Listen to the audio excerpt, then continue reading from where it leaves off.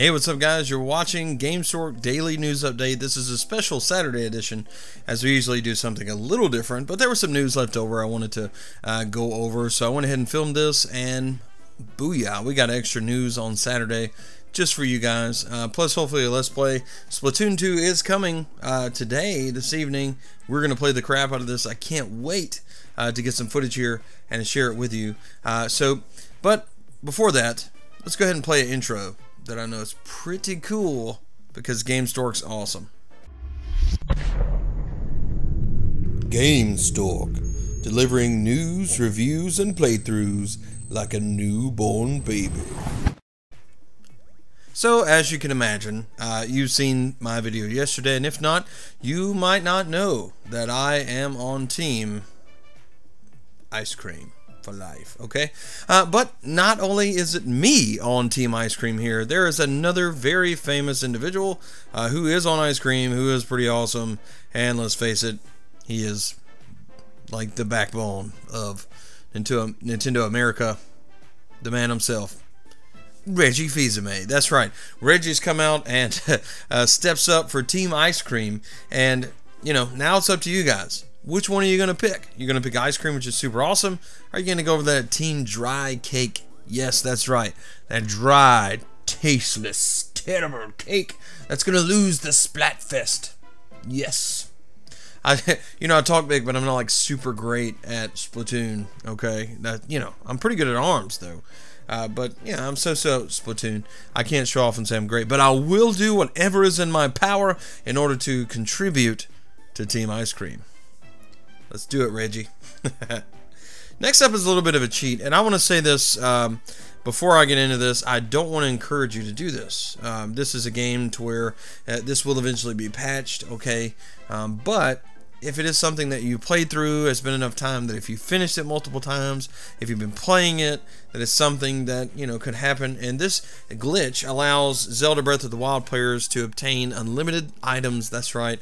We're talking Korok seeds, we're talking the DLC treasure chest, we're talking you name it, right? Whether you want a bunch of Majora's Mask, I don't know why you would want those outside of just having one. I'm not sure, unless somehow there's some other code that allows you to grow 3 heads, and then you need to put them all on. I don't know. But if you would like more than one, that's fine. For me, I'm still collecting Korok seeds in this game, and I have, all the shrines. I've played, well over like 120 hours, something like that. And I did take a break off of it for a while after because I had so many other games backlogged, and I'm still trying to work through those, like Persona 5. But players have discovered all kind of cool glitches in this game so far. And this one, there's a video that got posted up online, and it's really easy to do, actually. It's not very hard. All you need is to enter the Trial of the Sword and make sure you have a divine beast that you haven't beaten yet, that's not finished, and that's mostly it. It's all about warping back and forth and entering into this Trial of the Sword, and then fast traveling out of that to the unfinished divine beast, and somehow that puts all the items back where they were, including Korok seeds, which is, to me, I don't know, that's kind of weird. But if that's what you want to do, if you want to cheat, then, by all means, this is here, and it's going to get patched soon. So if that's up your alley and you want to do that, it sounds cool, you want to go use that to get the rest of your Korok seeds, go ahead. I think the mask that they released in the DLC is enough for me, that little shaking, and it allows me, with the mode to see where I've traveled. I say there's a lot of places I haven't, even though I played this game for 120 hours. So I've technically been in all the areas, but I've noticed that for the most part I've been on roads and things like that, which is interesting because I didn't spend a lot of this game on a horse. So I don't know, that's really weird, but I'm happy to go back and excited to go back and explore. And me personally, I can say I'm not going to be using these cheats. But by all means, if you want to use these cheats, it's up to you. So anyway, I'll try to leave a link to that video in the subscription. Yeah, subscribe. Anyway, I'll try to leave a link in the description just for you. Our next bit of news is, expected. It's not big of a surprise. But if you're like me and you love party games, this is some good news for you, especially Jackbox Party Pack 1 and 2. They're coming to the Nintendo Switch. And guess what? it's not too far away. We don't have an exact release date, but what we do know is these things are right around the corner. These are obviously finished games, but they're a lot of fun. These things are great. I'm really excited about this. My favorite game out of all of those was Drawful. That's the one I played the most. I really enjoy to play with groups, and you know, they all have some great games. Jackbox Party 3 is already on the Nintendo Switch, so this would complete the circle, bringing all of these games over, and, you know, you can have even more fun with groups of people on your Nintendo Switch. Who doesn't want that? Nobody, right? So this is pretty big news for those people who love party games, who love board games on the go, and things like that. There really aren't like a ton of these board game type video games, but out of the ones that are in existence, I would say Jackbox Party Pack is probably up there at the top. It's got great menus, great functionality, and you know, it's really addictive. The games are really fun, and they do a good job making the multiplayer, you know, the online rooms that you have to join with your cell phone or smart device is really cool. And you know, I'm excited to be able to grab this, stick it on a table somewhere. If you're out in a restaurant waiting to sit at a table or anything, you can sit there with your group and everybody just play these board games, pass time, have a blast. It just kind of changes life a little bit. You don't sit there bored anymore. Now you can connect with other people, play multiplayer on the go anywhere, and this is cool, man. That's what the Switch is all about, and I think that that's great. Our next news comes to all you guys who are collectors of Amiibos. As you can see, I have some, but I don't have like a ton of Amiibos just because of the cost. I do want them all, and eventually I probably will go back and hunt all these things down and collect them. However, my investments have been more towards games, consoles, and you know, more games and things like that, right? And living and eating. I have a very expensive habit, which is, you know, eating. It's kind of expensive sometimes. But anyway, if you are waiting on the Super Smash Bros. Amiibo, then guess what? There are 3 that are coming up that you can now pre-order on Groupon, which is Bayonetta, Cloud, and Corrin. You can pre-order these. It looks like it's from $12.99, and they look really cool. I would love to have all 3 of these. They look really awesome. I'm a huge Bayonetta fan. I don't know if you picked up that from watching my videos. I'm an absolutely just awesomely large Bayonetta fan, and I'm also a really big Final Fantasy VII fan, which means that Cloud for me is just kind of a no-brainer. Corrin is also a really good Amiibo edition, and I'm really excited to see these 3 coming very soon. Estimated delivery, it says on there, is July 24th. I don't know about that. I'm not sure the exact date that they come out, but I know that you can get those there at Groupon.com now if you want to go and pre-order those and, you know, wrap up your copy. So there's a game called Ira that's coming pretty soon. It met its goals on Kickstarter, and it's not far from coming to us on the Nintendo Switch. It's pretty exciting, actually. This game looks really neat. The story is all about a child who reaches for the stars, burdened by circumstance. Folks chained by debt and indentured to the powers at large follow along this alternate 1930s where mankind is thrust into the stars in this journey from backwater slums across the void of space and time.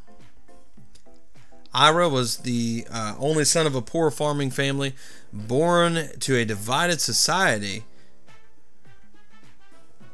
with little, very little, to stand on. He was destined to grow up and join his father in the Martian mines, and his ambitions to explore the stars were a distant, lofty dream. As a child, he watched humanity undertake their greatest endeavor, the Holocene project, as it departed from the solar system to a new star, a place completely unfamiliar and impossibly distant.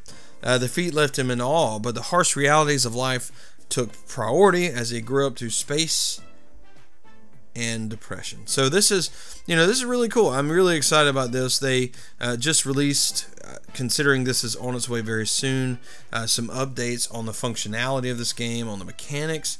And it looks like the mechanics, although I will leave a link in the comments to this, they're really cool how they've set these up, and I'm really impressed as to what they're doing with this game. And it looks like it's going to be a very, very, very good indie title to add, you know, just some awesomeness to our days. I'm really excited about indie games. I love games. I don't know if you guys have noticed that. I really like games. I like rumors and talking about them, but I am careful about them because I don't want to get too excited. I love new games. I love indie projects. There are a ton on here that I'm eventually going to focus on that aren't coming to the Nintendo Switch that I want to come to the Nintendo Switch. I really, really do. And there are just a plethora of these games that I'm just like, oh man, if only I could play that on the Switch. If only I could get this on the Nintendo Switch, and maybe one day we can. I don't know. It looks like in the future that indies will most definitely find their way to the Switch and stay there and have a good home there and be happy there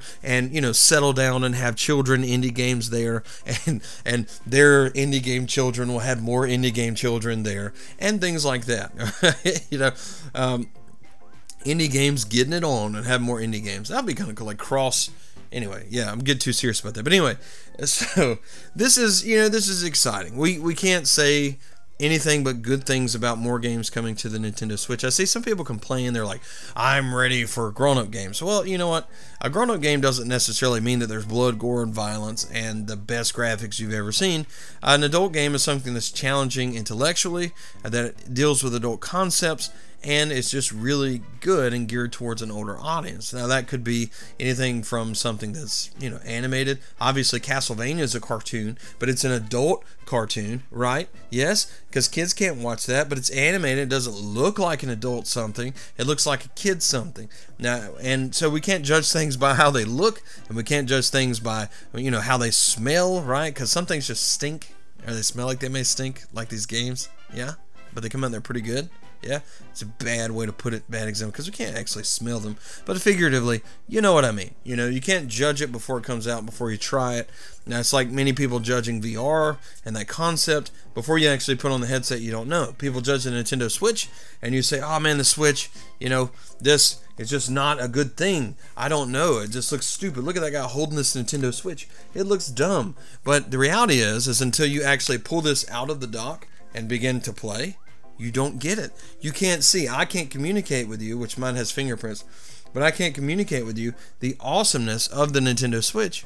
You have to experience it for yourself, because as much as I say that it's awesome, all you pick up on is that guy likes the Switch, which I do, but the reality is you probably will too, because it convinces people otherwise when they play it. Anyway, that's going to do it for this Gamestork news update. You guys have a wonderful weekend. I'm really excited about the future of this channel. I hope you are too. And the best way you can just express that is to help by subscribing to this channel, which you'll see right here below.